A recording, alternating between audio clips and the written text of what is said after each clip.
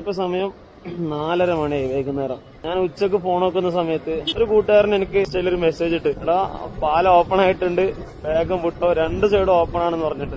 നമുക്ക് ആദ്യം ഇടക്കത്തേലിൽ പോയിട്ട് ഇങ്ങോട്ട് അണങ്കൂറിലോട്ട് പോവാം, എന്നിട്ട് അവിടുന്ന് തിരിച്ച് അതേപോലെ പാലത്തിൽ കയറിയിട്ട് ഇങ്ങോട്ട് തന്നെ വരാം. അപ്പൊ നമുക്ക് പോവാലോ മക്കളെ.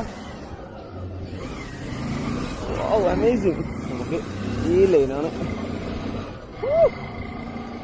എത്ര ദിവസമായി അറിയോ ഞാൻ വന്ന് മടങ്ങുന്നത്.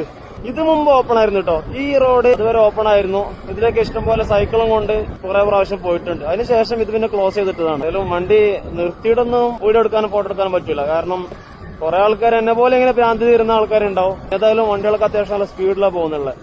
അവിടെ പണികൾ ബാക്കിയുണ്ട്. ഇതുവരെ ലൈനൊക്കെ ഇട്ടിട്ടുള്ളൂ. ഇതിലേക്ക് ഈ സാധനത്തിന് പറയുന്നതാ, ഇതിലേക്ക് പെയിന്റിങ് ബാക്കിയുണ്ട്, ലൈൻ ഇടാൻ ബാക്കിയുണ്ട്. കാസർഗോഡ് പുതിയ ബസ് സ്റ്റാൻഡിന് മുകളിലെ എത്തിപ്പോ അവിടെ ബോർഡുണ്ട്, Kasaragod municipality new bus stand.